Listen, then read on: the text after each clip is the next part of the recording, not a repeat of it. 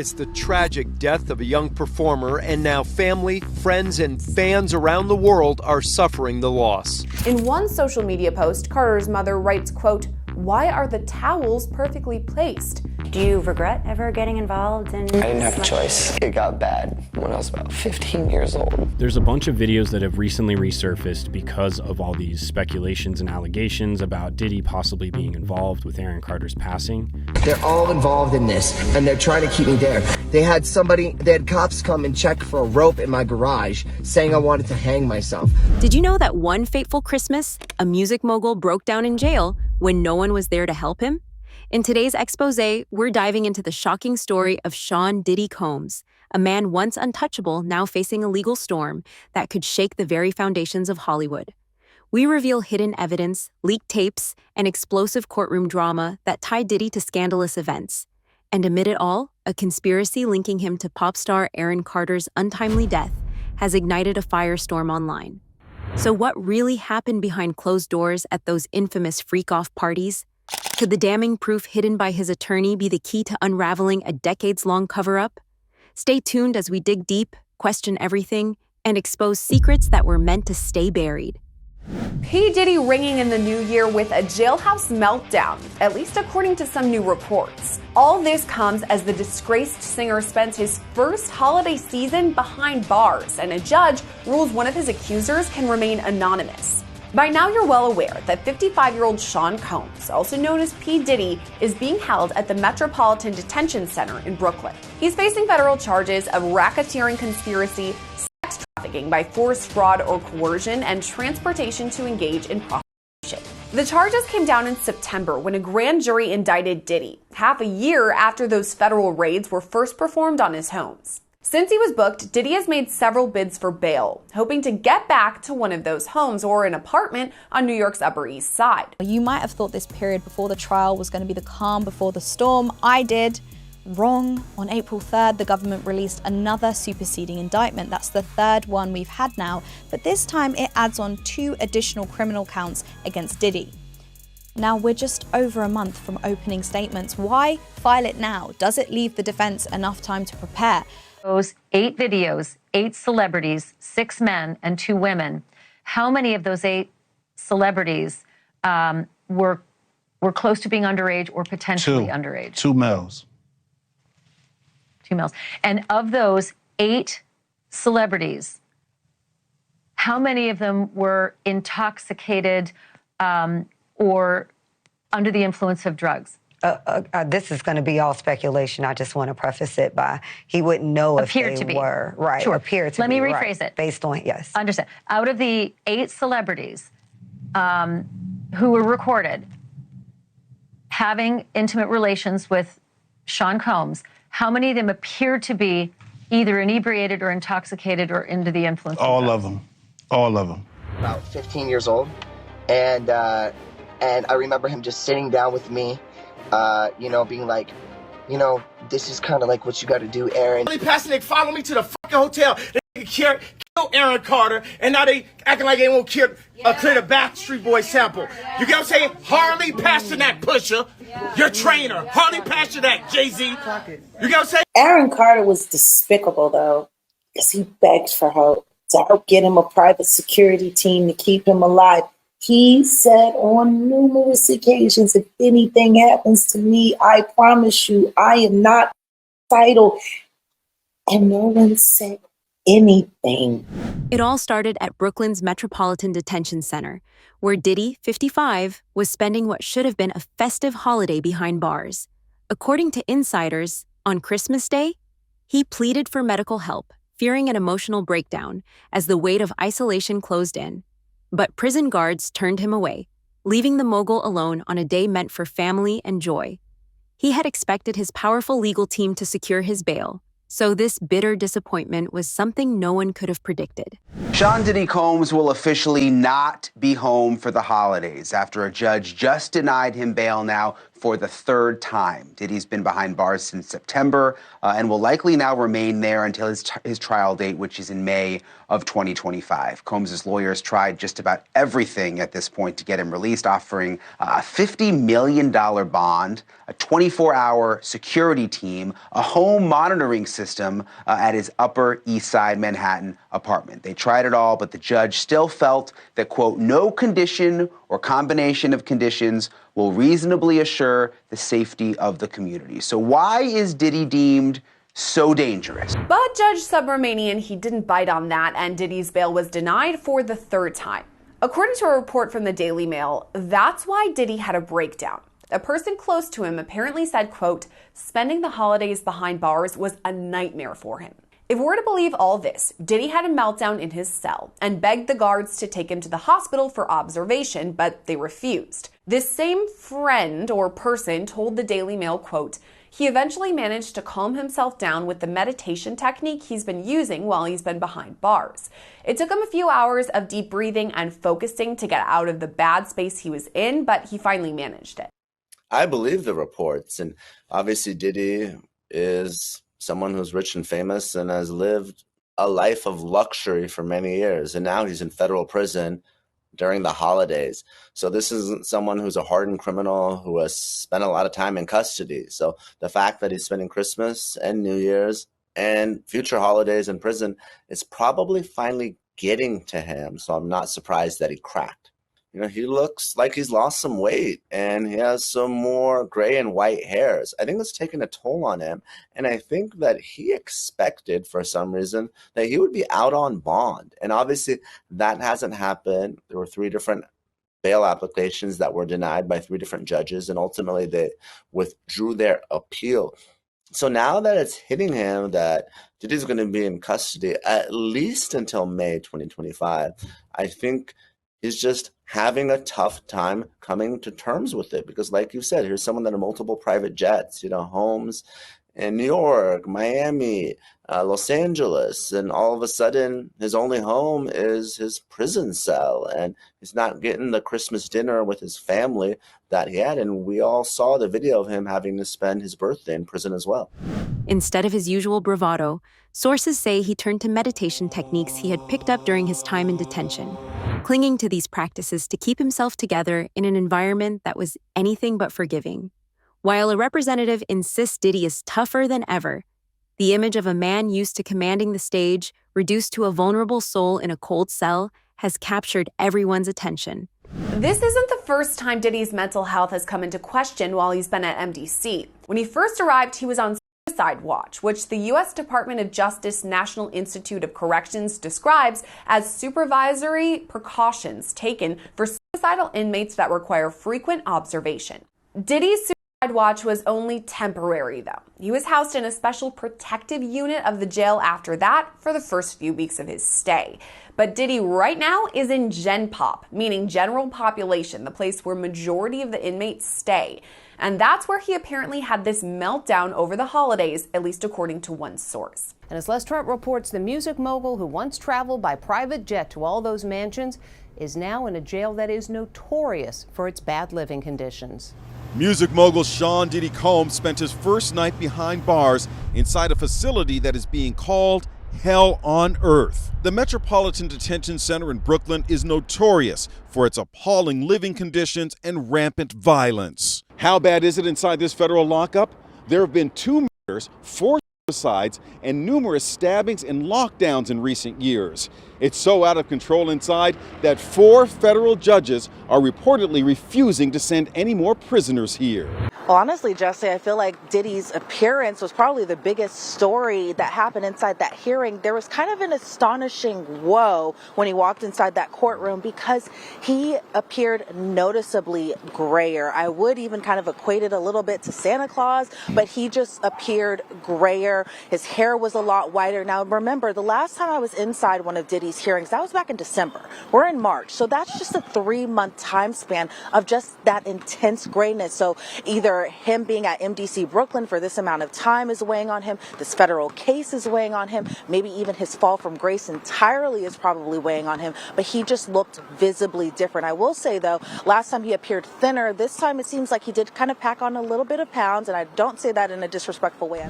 Then came the courtroom shocker. In what witnesses describe as a scene straight out of a thriller, Diddy's attorney received a document that contained a transcript of leaked tapes that could change the narrative forever.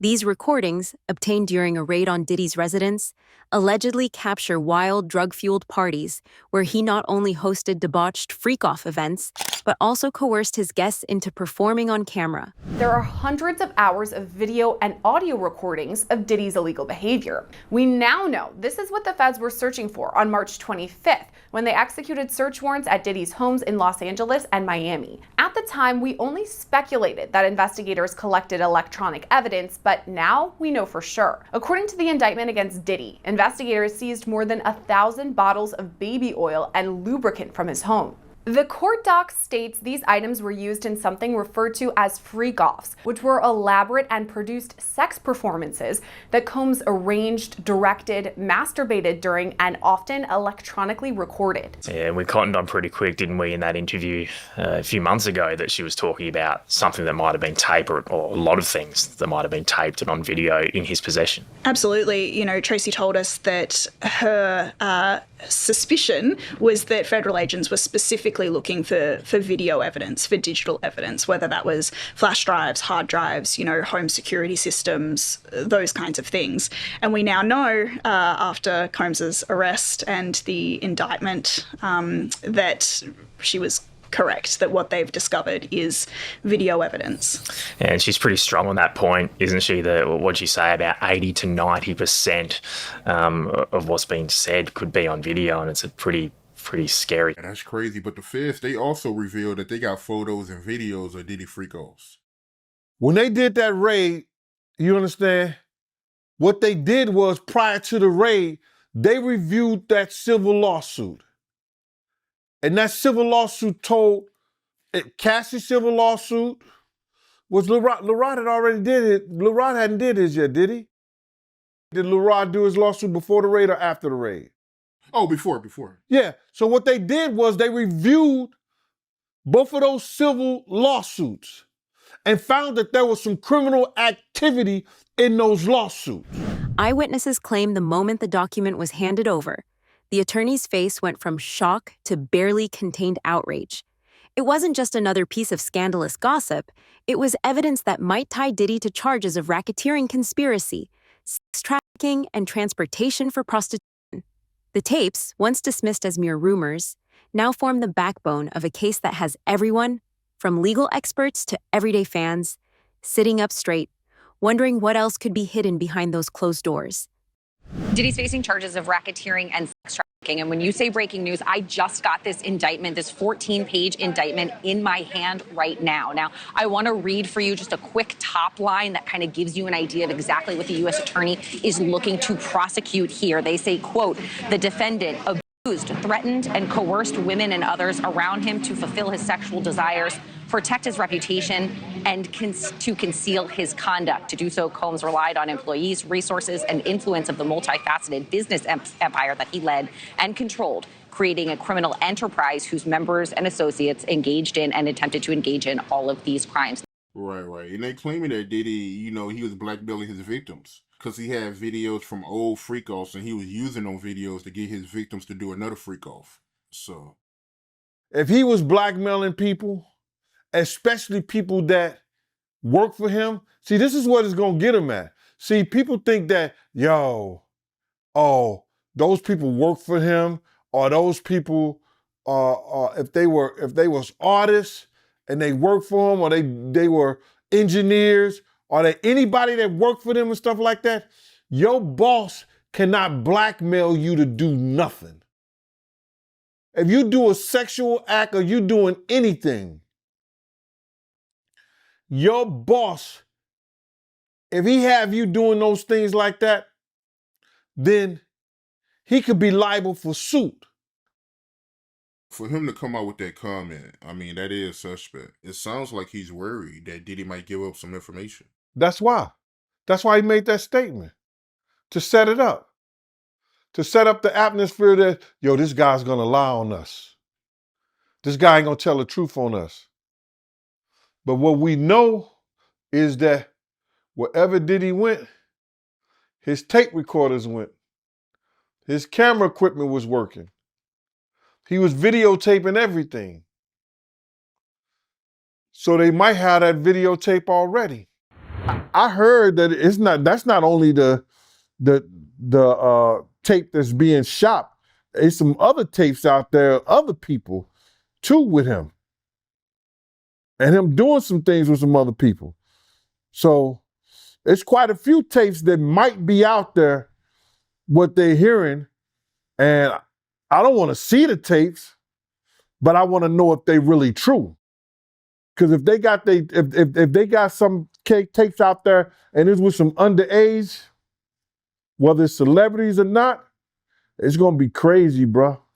It's gonna be real crazy. And they're gonna have to bring that to forefront because the prosecutor's gonna want those tapes. Adding another layer to this tangled story, Diddy's legal team recently submitted a questionnaire loaded with over 70 probing questions. These questions, meant for potential jurors, ask them to share their views on explicit sexual content, images of physical violence, and the moral implications of having multiple sexual partners. This isn't just standard legal procedure. It's a calculated move aimed at prepping jurors for the shock of the so-called freak-off tapes. Sean Diddy Combs' defense team submitted a lengthy questionnaire for potential jurors ahead of the rapper's trial next month. In a letter sent to the judge, Combs' attorneys floated a questionnaire that asks detailed questions about adult situations and footage of real-life physical assault. And this comes after a judge ordered Combs' arraignment for 2 additional charges of sex trafficking and transportation to engage in prostitution. Combs is now facing a total of 5 federal charges. His trial is scheduled for early May. We now know some of the questions defense attorneys want to ask potential jurors in the Sean Diddy Combs trial. In a letter filed yesterday, Combs' attorney asked the judge to allow questions about sex, drugs, violence, including their own views on multiple sexual partners. Combs has pleaded not guilty to claims he committed sex trafficking and abuse for more than 2 decades.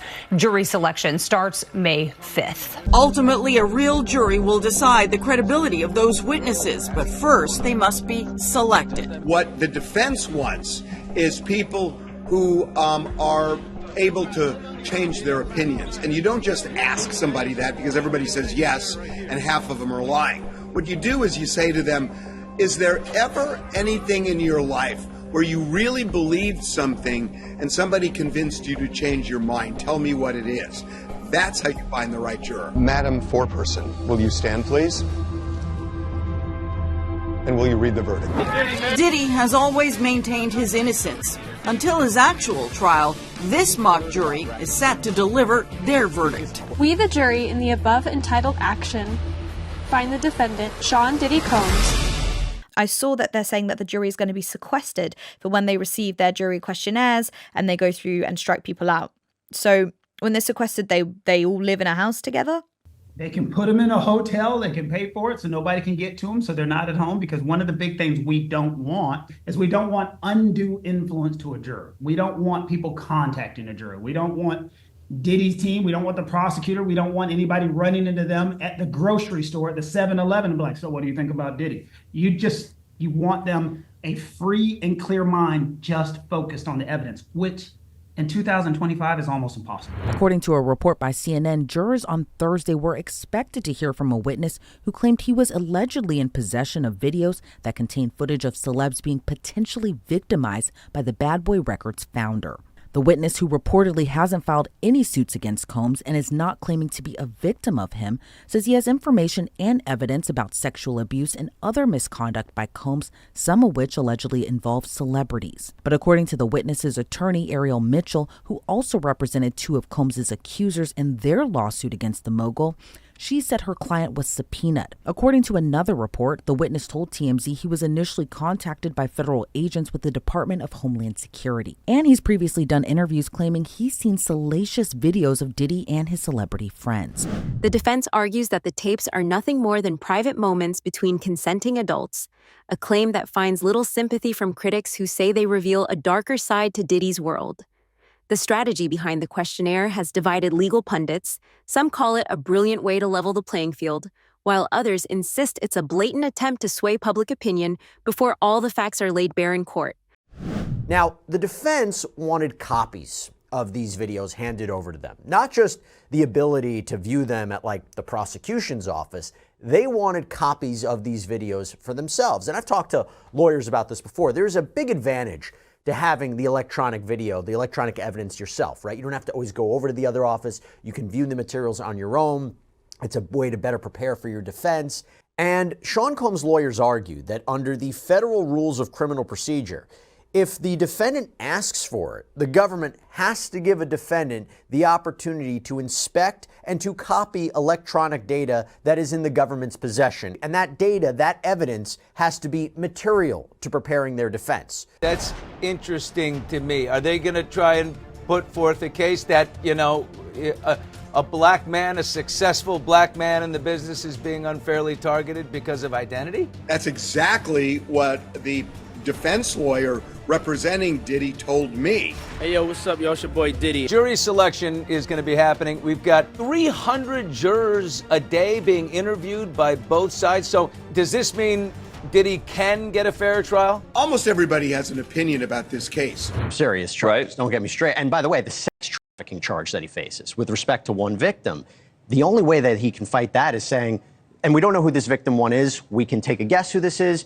You basically say, there was no fraud, forced coercion. This was not commercial sex act. She was my girlfriend. Of course, I took her on trips. Doesn't mean I was paying her to do anything. I wasn't promising anything of value. They have to be very, very specific. The thing for prosecutors is this is a story they can tell. And this is the beginning of it. We don't know a lot of the other people that are cooperating. I imagine they're going to have a lot more. And if they tell that story to the jury, that's why R. Kelly got convicted. Now, he was with respect to minors, but he was convicted of racketeering charges, too. They're going to send out these questionnaires that both sides and the judge can look at together. The defense would send what they want as potential questions, and the judge will say a lot, I'm not asking that, I'm not asking that, I'm not putting that on questionnaire. The prosecution will send questions, I'm not asking that, I'm not asking that, I'm not asking that, because you can't ask in the questionnaire, do you think Diddy did it? Because that goes to the penultimate question, but you can ask generic stuff.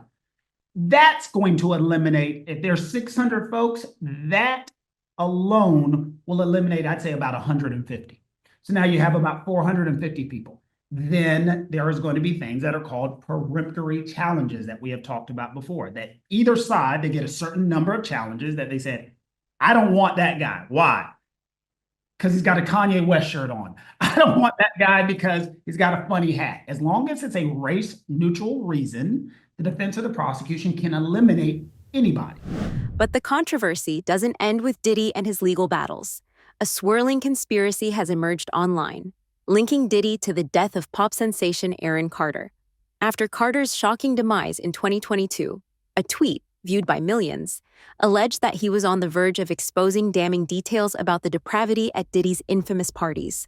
Although authorities ruled Carter's death an accident, with drowning and drug-related factors cited as causes, many online sleuths refused to let the matter rest. Following developing news tonight in Lancaster, where pop star Aaron Carter has died at the age of 34. Yeah, the troubled performer grew up in the limelight, but he was in and out of rehab several times in his short life. Chris Wolf is live for us in Lancaster. He's got more on this. Chris? Yeah, Rick, MB, the street is now cleared. People have been moving in and out of that home behind me all day. And tonight we heard from some of those closest to Aaron Carter, and they all say the same thing. They all share stories of a very kind, loving, caring, humble, yet troubled young man.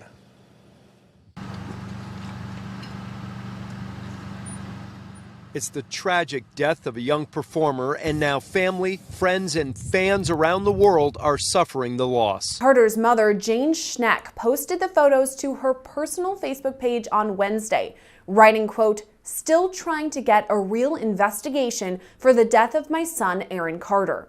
On November 5th of last year, 34-year-old Carter was found dead in the bathtub of his Lancaster, California home.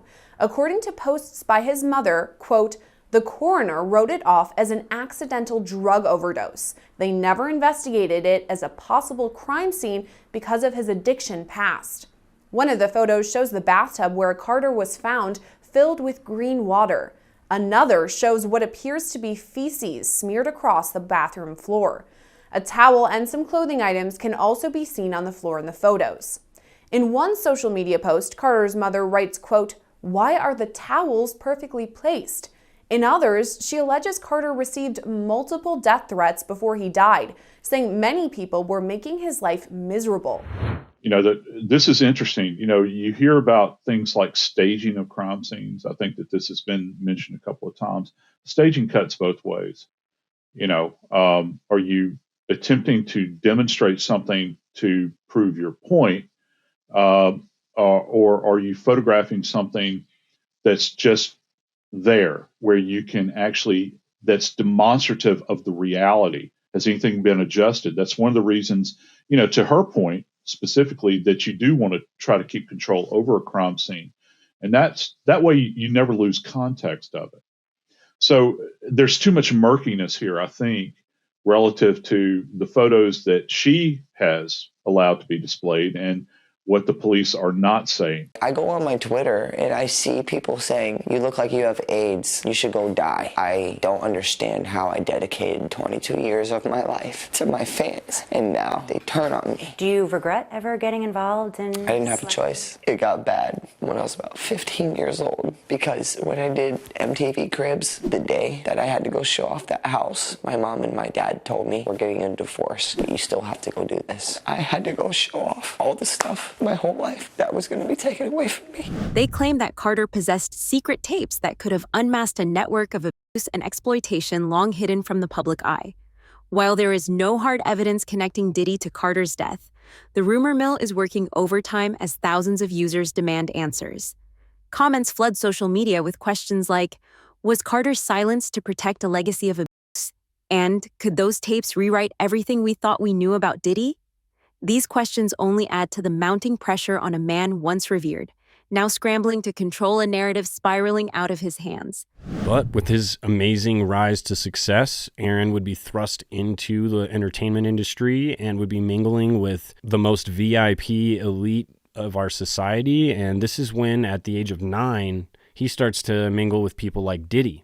By the age of 15, Aaron had released 4 studio albums, all of which were gold, platinum performing records. On his second album, he had actually signed to a new record label, Jive Records. And Jive Records is a subsidiary company underneath the parent company, Sony Records. And Sony Records is also the parent company of Bad Boy Entertainment. And Bad Boy Entertainment signed over to them in 2002, I believe. The overlap there would definitely place Aaron Carter, who was the most massive child superstar on the planet, definitely in the same circles as people like Sean P. Diddy, Puff Daddy, Brother Love Combs. And Sean Combs is one of the most notorious and influential people in the music industry. So to think that they didn't mingle in the same circles would be foolish. There's a bunch of videos that have recently resurfaced because of all these speculations and allegations about Diddy possibly being involved with Aaron Carter's passing.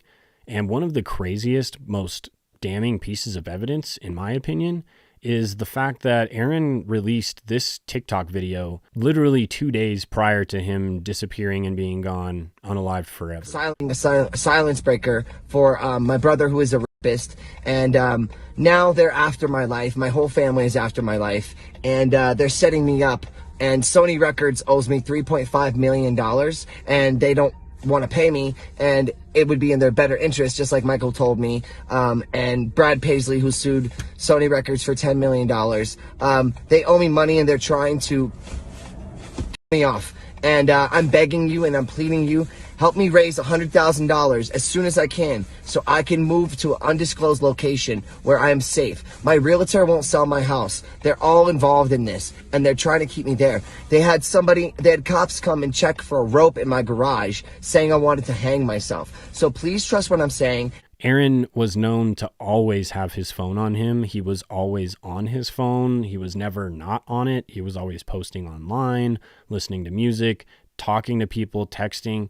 There was never a moment that Aaron was seen without his phone. So when his phone was found in his car in the driveway, far away from his body where he was found, and he was going to take a bath too. If I'm going to take a bath, I always bring my phone in there because I'm probably watching videos or listening to music or something. Just very strange that a guy who always had his phone on him did not have his phone on him or even near him when he passed. Now, Aaron was not examined by the same medical examiner, Ed Winter, that all the other celebrities were. Ed actually passed away, like I mentioned, but it was the same coroner's office, the same medical examiner's office performing the autopsy. So the likelihood that if Diddy controlled somebody in that area, or if Diddy has any sort of hold on the medical examiner's office or the police of LA County, then it's very likely that reach did not just extend to one person. It is likely over the entire department, the entire system that they have in place out there. The speculation all over the internet has people wondering what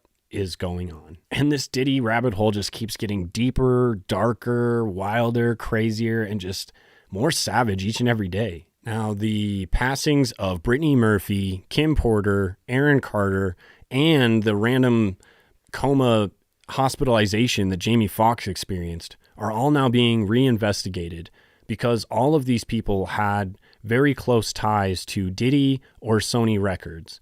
And there seems to now be reason to think that Diddy was out to silence anybody who was looking to expose him. And the evidence is starting to get pretty convincing. So tell us, is Diddy's panic just a desperate attempt to cover his tracks? Or have we finally uncovered the missing piece of the puzzle in hip-hop's most explosive scandal? Could this be the moment that exposes the truth behind his infamous freak-off parties and the chilling connections to Aaron Carter's untimely death? Or is it simply another case of a man scrambling to deflect the heat from the most powerful figure in entertainment? Let us know in the comments. If you want to keep up with every twist and revelation, make sure to hit that like button, subscribe, and turn on notifications. See you.